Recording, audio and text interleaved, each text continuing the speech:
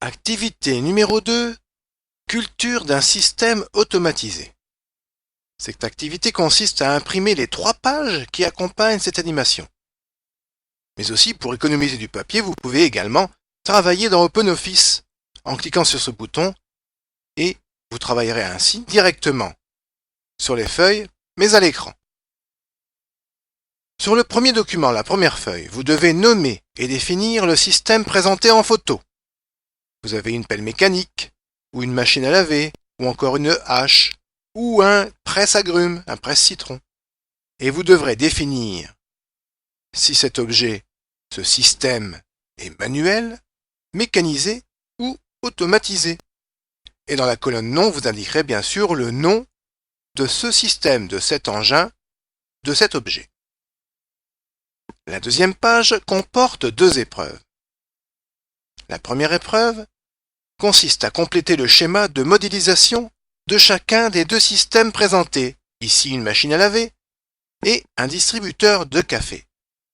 Vous indiquerez dans chacun des blocs blancs le numéro correspondant à son contenu, indiqué dans le tableau, dans les lignes blanches, et chacun de ces contenus est numéroté de 1 à 10. Donc vous reporterez les numéros de 1 à 10 dans les rectangles blancs de la schématisation. Épreuve suivante, numéro 3, toujours sur cette même feuille.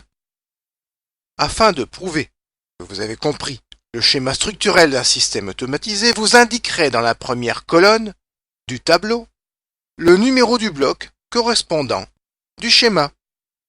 Alors il faudra indiquer la partie opérative, les ordres, est-ce que c'est 1, 2, 10, 7. À vous de remplir la première colonne du tableau.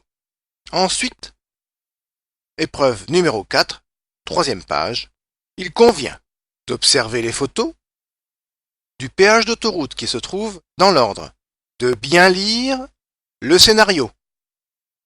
Et en fonction de vos observations et de votre compréhension, vous choisirez parmi les 3 organigrammes du cycle de fonctionnement de ce système de péage le bon organigramme.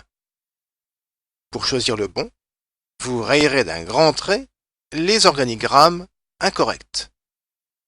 Ce document, qui accompagne cette animation, peut être utilisé comme contrat de travail par le groupe, peut être également utilisé comme feuille d'exercice pour l'élève, ou de feuille de synthèse à remplir lors du bilan mené par le professeur.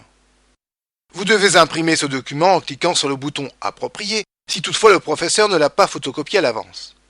Les consignes de travail y sont mentionnées, je vous demande donc de les relire. Cette épreuve peut être réalisée en économisant du papier, en appuyant tout simplement sur le bouton avec les 3 petits O. Après le clic, la feuille va s'ouvrir dans OpenOffice. Il vous suffira d'y travailler directement avec la souris et le clavier et d'enregistrer votre travail à la fin.